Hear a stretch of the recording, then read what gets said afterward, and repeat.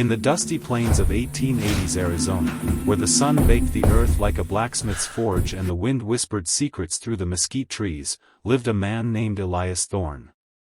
Folks in the town of Dust Creek called him the Quiet Rancher. He wasn't much for words, preferring the company of his cattle and the endless horizon to the rowdy saloons and gossip mills of Main Street. Elias had come to these parts 20 years ago, after the war, seeking solitude. His ranch, the Lazy T, sprawled across 1,000 acres of scrubland, bordered by the jagged red rocks that hid canyons full of echoes and shadows. Elias was a tall, weathered man in his 50s, with a salt and pepper beard that hid the scars from battles long forgotten. He wore a faded Stetson pulled low over piercing blue eyes that missed nothing. His hands were calloused from roping steers and mending fences, but they could still draw a colt faster than most. He lived alone, save for his small staff, a couple of cowhands who bunked in the outhouse, and Maria Valdez, his maid and cook. Maria was a slip of a woman, no more than 25, with dark hair tied in a bun and eyes like polished obsidian. She'd shown up at the ranch 2 years back, fleeing some trouble south of the border. Elias hadn't asked questions, he just gave her a job, a room in the main house, and fair wages. She kept the place spotless, her enchiladas could make a man forget his woes, and she hummed old Mexican folk songs while she worked. Elias appreciated her quiet efficiency, it matched his own. One sweltering afternoon in late summer, Elias rode in from checking the herd. His horse, a sturdy bay named Rusty, was lathered from the heat. As he dismounted by the corral, he spotted Maria crossing the yard from the well, a bucket in each hand. Something was off. She was limping, favoring her right leg, her steps deliberate and pained. Elias paused, wiping sweat from his brow. Maria wasn't one to complain, but this wasn't a stubbed toe. He watched as she set the buckets down by the kitchen door, wincing visibly. "Maria," he called out, his voice gravelly from disuse. She startled, turning with a forced smile. "Senor Thorne. Dinner will be ready soon. Beans and cornbread today." He nodded but didn't move. "You hurt?" Her eyes darted away. "It's nothing. Twisted my ankle fetching water yesterday. It'll mend." Elias studied her. The limp was fresh, but her face held a shadow of fear he'd seen before, in soldiers before a charge, in women escaping bad men. He didn't press, that wasn't his way. But as she disappeared inside, he felt a nagging pull in his gut. Quiet as he was, Elias Thorne had a code: protect what's yours.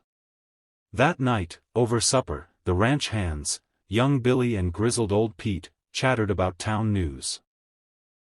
Rustlers had hit a neighboring spread, and Sheriff Harlan was offering a reward. Elias ate in silence, his mind on Maria. She served the meal with her usual grace, but he caught her gripping the table edge for support. After the hands retired to their bunks, Elias sat by the lantern in the parlor, cleaning his rifle. The house was still, save for the creak of settling wood. Then he heard it, a soft sob from Maria's room down the hall. He set the gun aside and approached her door, knocking gently. "Maria? You all right?" The sobbing stopped. "Si, senor. Just a bad dream." He hesitated. "If someone's hurt you, you can tell me." Silence stretched like a taut rope. Finally, the door cracked open. Maria stood there in her nightdress, her face tear-streaked, a bruise blooming on her cheek that she'd hidden with powder earlier. Her right ankle was swollen, wrapped in a rag. "Who did this?" Elias asked, his voice low but edged like a blade. She glanced fearfully toward the window. "Please, senor. It's my problem. You don't want trouble. I've had my share of trouble. Tell me." With a shuddering breath, she confessed. It started with a man named Rico Alvarez, a gambler and enforcer from Dust Creek. He'd courted her months ago, all charm and promises, but when she rebuffed him, he turned mean. Last night, he'd ridden out to the ranch while Elias was away, demanding she come with him. When she refused, he grabbed her, twisted her ankle in the struggle, and slapped her hard. He said if I tell anyone, he'll burn this place down. He's got friends in town, the sheriff's deputy is his cousin. Elias's jaw tightened. Sheriff Harlan was a blowhard, more interested in lining his pockets than upholding the law. But Deputy Vargas was Alvarez's kin? That explained why complaints against Alvarez always vanished like smoke. I'll handle it, Elias said simply. Maria's eyes widened. No, senor. He's dangerous. He works for the big cattle baron, Mr. Whitaker. They run the town. Caleb Whitaker, the richest man in the county, owned half the land and most of the influence. Rumors swirled that he fenced stolen cattle and bribed officials. Elias had steered clear, but now the fight had come to his door.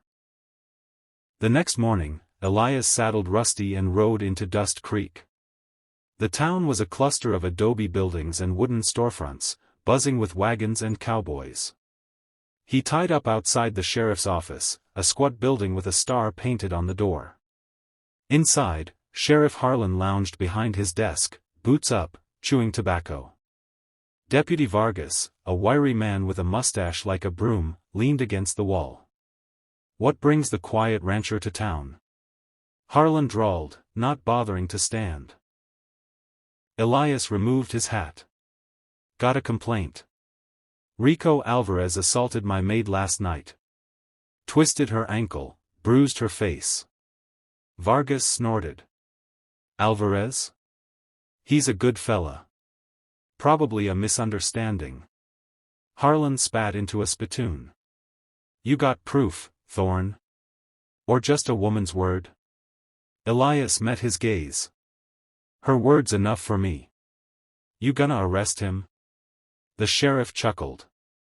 We'll look into it. But Alvarez works for Whitaker. Can't just haul him in without cause. Elias nodded once and left, but his blood simmered. He headed to the saloon, the Dusty Rose, where Alvarez was known to hold court. The place reeked of whiskey and smoke. Alvarez sat at a poker table, cards fanned, a smirk on his scarred face. Elias approached, his boots thudding on the planks. The room quieted. Alvarez, he said. The gambler looked up, eyes narrowing. What do you want, old man? Stay away from Maria. And my ranch.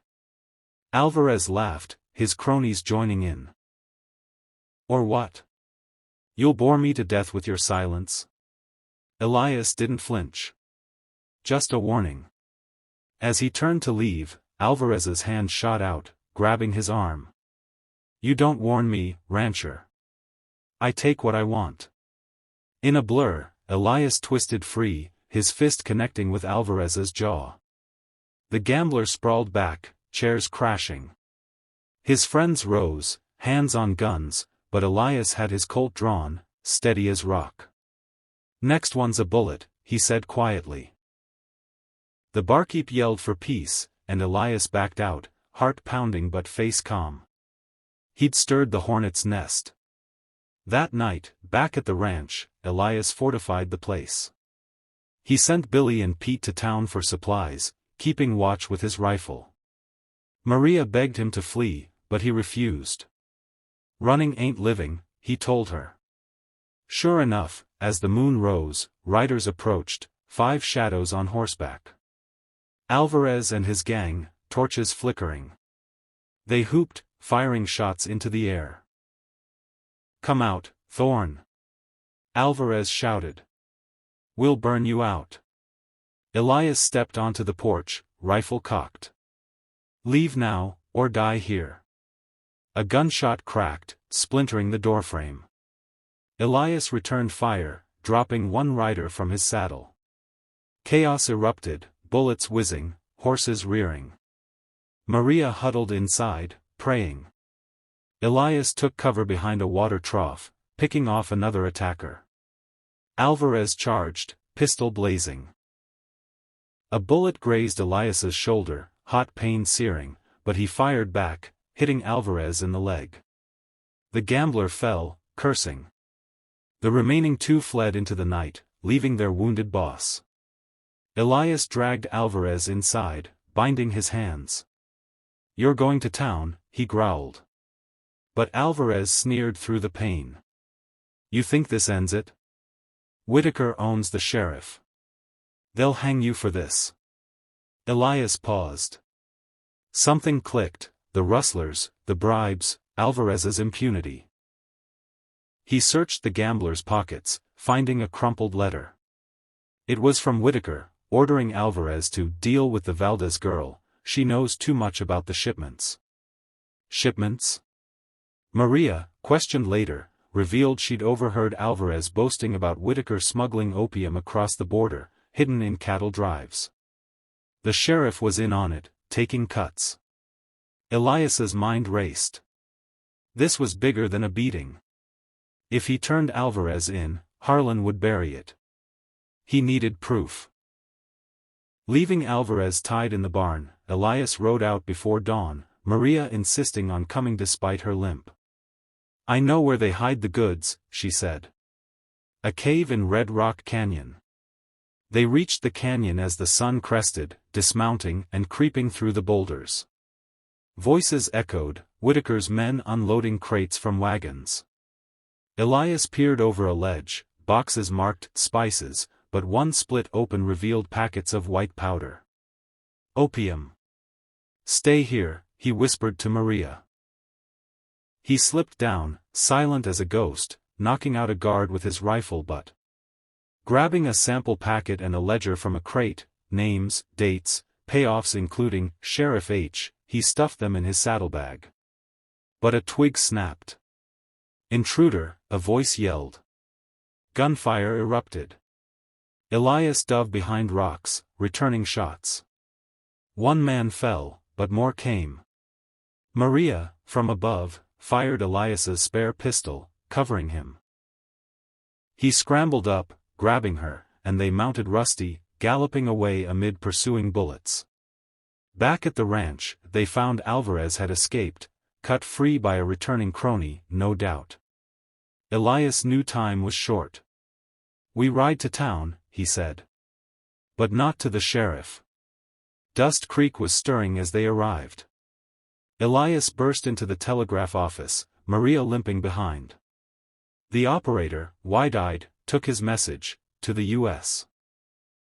Marshal in Tucson, detailing the opium ring, naming Whitaker, Harlan, and Vargas, with promises of evidence.